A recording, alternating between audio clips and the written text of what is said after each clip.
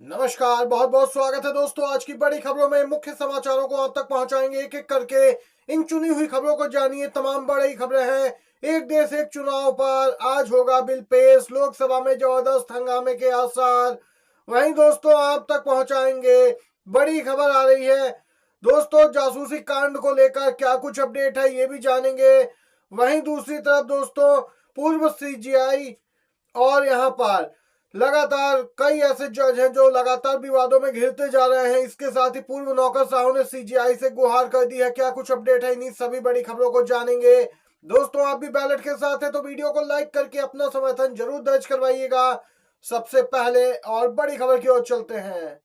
One nation one election bill नहीं होगा लोकसभा से पास, कांग्रेस सांसद प्रमोद तिवारी का बड़ा खुलासा। एक देश एक चुनाव बिल भले ही सरकार आज पेश कर रही हो, लेकिन सरकार 2/3 बहुमत कहां से लाएगी, ये सवाल किया है। दोस्तों इस बिल को लेकर गतिरोध बरकरार है। विपक्षी दल इसके विरोध में है और इसे असंवैधानिक बता रहे हैं। संघीय ढांचे पे बीजेपी आरएसएस का सोचा समझा हमला बता रहे हैं। दोस्तों आपको बताते चले, एक देश एक चुनाव पर बिल आज पेश होगा। बीजेपी ने सांसदों के लिए जारी कर दिया है व्हिप। भाजपा ने अपने सभी लोकसभा सांसदों को 17 दिसंबर 2024 को कुछ महत्वपूर्ण विधायी कार्य चर्चाएं पारित करने में सदन में उपस्थित रहने के लिए 3 लाइन का व्हिप जारी किया है। बीजेपी के मुख्य सचेतक ने लेटर जारी कर कहा कि बीजेपी के सभी सांसद पूरे समय सदन में अनिवार्य रूप से उपस्थित रहकर सरकार के पक्ष का समर्थन करेंगे। दोस्तों इतना महत्वपूर्ण बिल जिसे वे बदलाव के लिए लाना चाहते हैं, लेकिन सरकार अपनी तानाशाही छोड़ने को तैयार नहीं है। कांग्रेस ने केंद्र सरकार को बताया तानाशाह। दोस्तों प्रमोद तिवारी ने कहा कि सर्वदलीय बैठक बुलानी चाहिए थी, इस पे चर्चा करनी चाहिए थी। एक देश एक चुनाव, फिर एक राष्ट्र पार्टी होगा, फिर एक राष्ट्र एक नेता होगा। हम उनके इरादों को कामयाब नहीं होने देंगे। उन्हें संविधान में संशोधन करने की जरूरत है। वे 2/3 बहुमत कहां से लाएंगे? यह महंगाई, बेरोजगारी जैसे मुद्दों से ध्यान भटकाने की बीजेपी की कोशिश है। मल्लिकार्जुन खड़गे पीएम मोदी पे जबरदस्त तरीके से हमलावर हुए। कांग्रेस ने की है प्रधानमंत्री मोदी से माफी की मांग। जी हां दोस्तों, आरक्षण पर नेहरू की चिट्ठी को तोड़ मरोड़ के रखा गया, खड़गे का बड़ा आरोप। नेहरू पर तथ्यों को पीएम ने गलत तरीके से रखा, ये मल्लिकार्जुन खड़गे ने कहा। आरक्षण पर देख सकते हैं लगातार बीजेपी को घेरने में लगे हैं कांग्रेस नेता। दोस्तों इसी के साथ अगली अपडेट की ओर चलते हैं। बहुत ही दोस्तों शॉकिंग न्यूज आ रही है। मोदी अडानी की बुरी नजर अब देश की शिक्षा व्यवस्था पर भी पड़ चुकी है। जी हां दोस्तों, ऐसा क्यों कर रहे हैं इसको भी जानते हैं खबर में। गौतम अडानी ने 50 साल से ज्यादा समय से एसीसी सीमेंट के ट्रस्ट द्वारा चलाए जा रहे माउंट कार्मेल स्कूल को खरीद लिया है। और अडानी के स्कूल खरीदे जाने पर स्कूल की सभी शिक्षकों ने स्कूल छोड़ दिया। उनका कहना है कि अडानी का शिक्षा से कोई लेना देना नहीं है, अडानी सिर्फ अपने मुनाफे के लिए काम करते हैं। शिक्षकों ने कहा कि अडानी का शिक्षा के क्षेत्र में आने का असल मकसद है राइट टू एजुकेशन समाप्त कर गरीबों, दलितों, पिछड़ों को पढ़ाई से वंचित करना। देख सकते हैं अब यहाँ शिक्षा व्यवस्था पर भी अडानी की नजर पड़ चुकी है और स्कूल खरीदे जाने लगे हैं। दोस्तों 18 दिसंबर को भाजपा के कुशासन के खिलाफ विधानसभा का घेराव। जी हां दोस्तों, आपको बताते चले जवाब मांगे जाने को लेकर यहाँ पर लगातार बीजेपी घिरती जा रही है।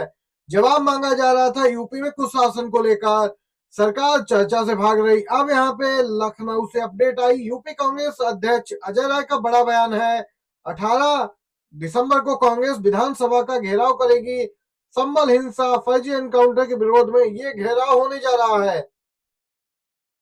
अध्यक्ष अजय राय कह रहे हैं कि प्रशासन हम लोगों पर दबाव बना रहा है, पुलिस एलआईयू डरा रही है, फोन कर रही है, बीजेपी सरकार तानाशाही पर उतारू है।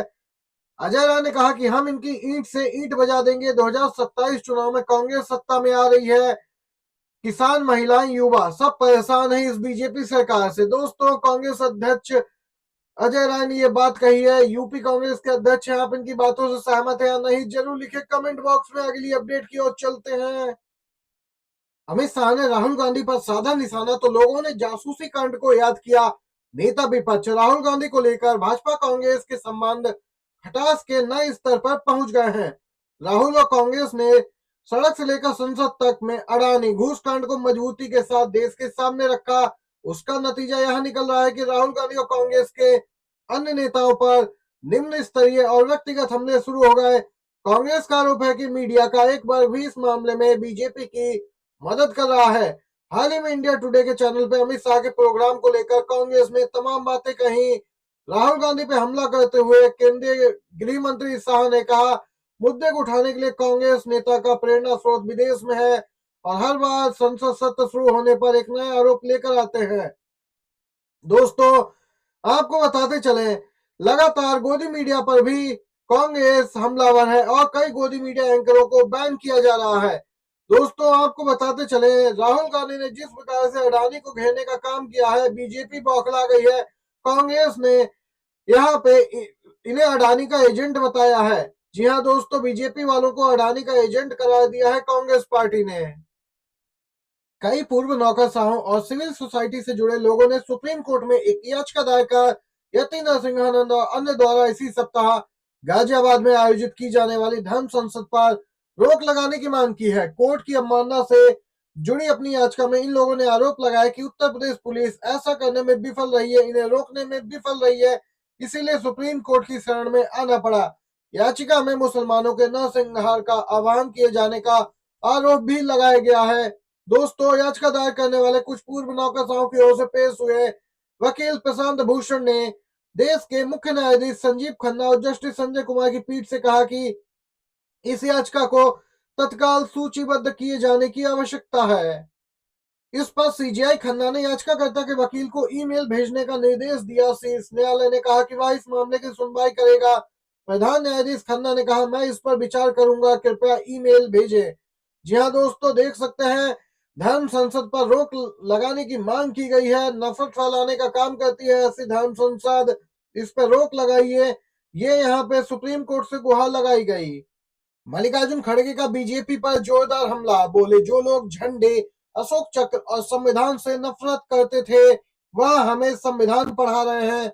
जी हाँ दोस्तों, आपको बताते चले, राज्यसभा में संविधान की चर्चा के दौरान विपक्ष की ओर से विपक्ष के नेता खड़गे ने चर्चा को आगे बढ़ाया। हालांकि उन्होंने अपने भाषण की शुरुआत करते हुए कहा कि 16 दिसंबर को बांग्लादेश का स्थापना दिवस मनाया जा रहा है, इसमें इंदिरा गांधी का अहम भूमिका रही है। दोस्तों, संविधान को लेकर बीजेपी आरएसएस पर जबरदस्त पलटवार किया मल्लिकार्जुन खड़गे ने कहा कि ये वही लोग हैं जो झंडे से नफरत करते थे, अशोक चक्र से नफरत करते थे और आज हमें पढ़ा रहे हैं संविधान का पाठ। ये मल्लिकार्जुन खड़गे ने बात कही है कि बीजेपी के मुंह से संविधान की रक्षा की बात हास्यास्पद लगती है। दोस्तों, आप लोग सहमत हैं या नहीं मल्लिकार्जुन खड़गे की बात से, जरूर बताइए कमेंट बॉक्स में। वीडियो अच्छा लगा हो तो लाइक कीजिएगा, शेयर कीजिएगा। वीडियो देखने के लिए दोस्तों बहुत बहुत धन्यवाद। जय हिंद, जय भारत।